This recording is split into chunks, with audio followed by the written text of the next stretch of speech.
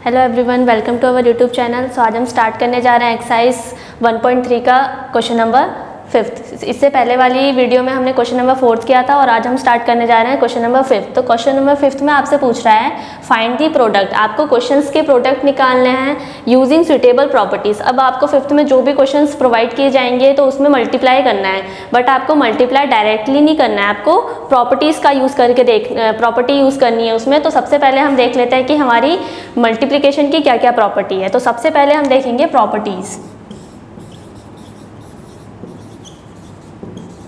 Properties में आपकी क्या आएगी कि मल्टीप्लिकेशंस यानी जो इंटीजर्स होते हैं उनको मल्टीप्लाई करने के लिए हम कौन कौन सी प्रॉपर्टी का यूज़ करते हैं। तो इसमें सबसे पहली प्रॉपर्टी है आपकी कॉम्यूटेटिव प्रॉपर्टी। Commutative property. अब इस प्रॉपर्टी में क्या होता है कि आपके जो भी इंटीजर्स हैं आप उन्हें किसी भी ऑर्डर में मल्टीप्लाई कर सकते हैं। Suppose you have a integer a and b। आपके पास दो इंटीजर है, एक इंटीजर है a एंड एक इंटीजर है आपके पास b। अब क्या होता है इस प्रॉपर्टी में आप दोनों इंटीजर्स को किसी भी ऑर्डर में मल्टीप्लाई करते हैं। अगर आप a इंटू बी करेंगे या आप b इंटू a करें, दोनों का रिजल्ट क्या आएगा, सेम आएगा।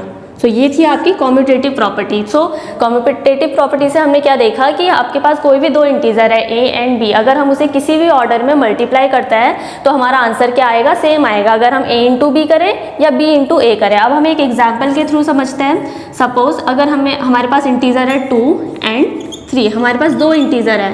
अब हम इन दोनों इंटीजर्स का मल्टीप्लाई करते हैं तो अगर हम 2 इंटू 3 करें ये भी आपका 6 देगा, और अगर हम 3 इंटू 2 करें तो ये भी आपका 6 देगा। सो ये था आपका कॉम्यूटेटिव प्रॉपर्टी।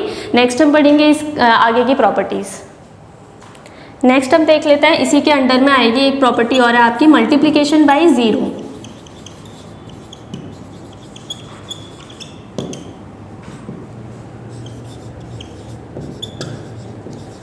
By zero. तो मल्टीप्लिकेशन बाय ज़ीरो में क्या है, अगर आपके पास कोई भी इंटीजर है, सपोज हमने एक इंटीजर मान लिया a। अब इसको अगर हम अगर हम इसे ज़ीरो से मल्टीप्लाई करें तो आंसर आपका क्या आएगा, ज़ीरो ही आएगा। तो किसी भी इंटीजर्स को जब आप ज़ीरो से मल्टीप्लाई करेंगे तो इंटीजर आपको क्या देगा, ज़ीरो ही देगा, चाहे वो इंटीजर नेगेटिव हो या पॉजिटिव हो। सपोज एक एग्जाम्पल हमने क्या लिया, a की जगह हमने 2 ले लिया। एग्जाम्पल में हमने एक इंटीजर माना 2, उसका मल्टीप्लाई किया ज़ीरो से तो आंसर क्या आया, ज़ीरो। अब वहीं अगर हम -2 इंटू ज़ीरो करें तब भी हमारा आंसर क्या आएगा, ज़ीरो। तो जो आपकी मल्टीप्लिकेशन बाय ज़ीरो की प्रॉपर्टी है वो हमें ये बताती है कि किसी भी इंटीजर्स को अगर हम ज़ीरो से मल्टीप्लाई करें तो आंसर हमेशा क्या आएगा, ज़ीरो आएगा। नेक्स्ट हम पढ़ेंगे इसकी थर्ड प्रॉपर्टी। नेक्स्ट है आपका मल्टीप्लिकेटिव आइडेंटिटी।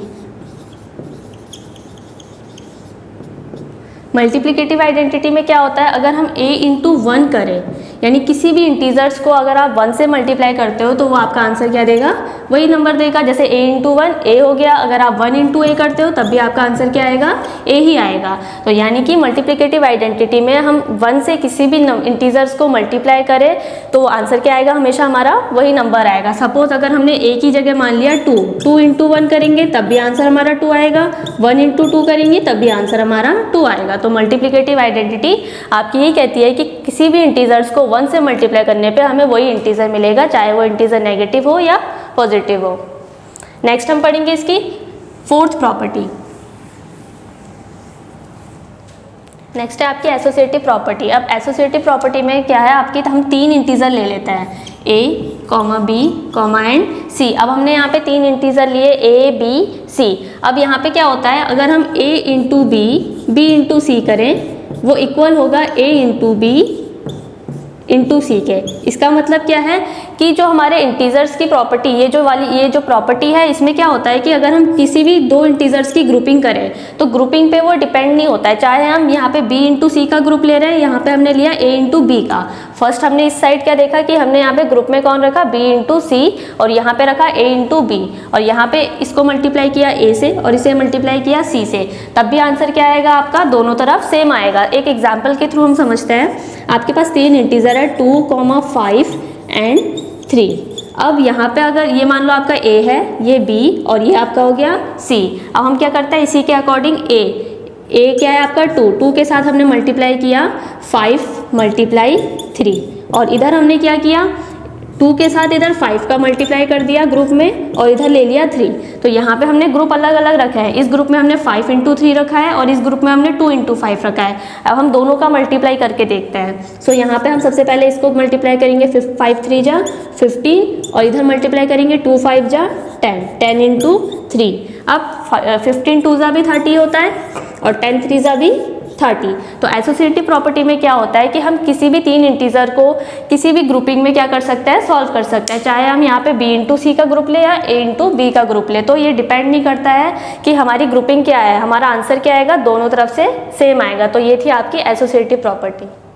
नेक्स्ट है हमारी डिस्ट्रीब्यूटिव प्रॉपर्टी। सो हम लास्ट प्रॉपर्टी पढ़ेंगे अपनी डिस्ट्रीब्यूटिव प्रॉपर्टी। डिस्ट्रीब्यूटिव प्रॉपर्टी, इस प्रॉपर्टी में क्या होता है, a × b + c = a × b + b × c। अगर आपको कोई 3 इंटीजर दे रखे हैं a, b एंड c, अब आपने यहाँ पे क्या देखा कि b + c को ऐड करा है, फिर देन मल्टीप्लाई किया है a से, तो इसको हम शॉर्ट में कैसे करेंगे, a × b + b × c, यानी कि हम एक बार इसका मल्टीप्लाई इससे कर सकते हैं एंड एक बार इससे। तो यहाँ पे हमने क्या करा, डिस्ट्रीब्यूट कर लिया।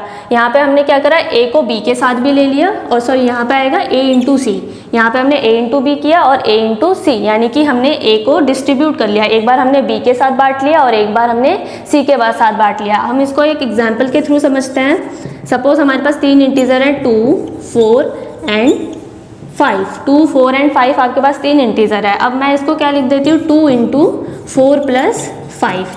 अब हम क्या करेंगे, इसको डिस्ट्रीब्यूट कर लेंगे। 2 को क्या करेंगे, एक बार इसके साथ भी डिस्ट्रीब्यूट कर लेंगे और एक बार इसके साथ बांट लेंगे। सो हम यहाँ पे करेंगे 2 × 4, फिर बीच में प्लस है, फिर 2 के साथ 5 का मल्टीप्लाई, 2 × 5। हमने क्या किया, इस 2 का मल्टीप्लाई एक एक करके दोनों के साथ किया। हमने एक बार 2 के साथ 4 का मल्टीप्लाई करना है और एक बार 5 का, और बीच में प्लस का साइन है, प्लस लगा दिया। अब 2 4 जा 8 और 2 5 जा 10। सो आंसर आ गया आपका 18। सो यहाँ पे आप इजीली कैलकुलेशन कर सकते हो डिस्ट्रीब्यूट करके। सो ये थी आपकी डिस्ट्रीब्यूटिव प्रॉपर्टी। सो हमने अभी 5 प्रॉपर्टीज़ पढ़ी। सबसे पहली थी कॉम्यूटेटिव प्रॉपर्टी, इसका हिंदी में नाम होगा क्रम विनिमेयता गुण। नेक्स्ट थी हमारी सेकंड प्रॉपर्टी मल्टीप्लिकेटिव बाय 0, तो इसको हम बोलेंगे शून्य से गुणन, यानी कि हम शून्य से किसी को भी जब गुणा करते हैं। नेक्स्ट है हमारी मल्टीप्लिकेटिव आइडेंटिटी, तो यहाँ पे इसको बोलेंगे गुणात्मक तत्समक। फिर है एसोसिएटिव प्रॉपर्टी सहचार्य गुण, और डिस्ट्रीब्यूटिव प्रॉपर्टी को हम पढ़ेंगे वितरण गुण। तो ये थे हमारी प्रॉपर्टीज। अब इसके थ्रू हम क्या करेंगे, 5th क्वेश्चन को सॉल्व करेंगे। तो ये हमने प्रॉपर्टीज पढ़ ली। अब हम नेक्स्ट वीडियो में इसके क्वेश्चंस को सॉल्व करेंगे। Thank you.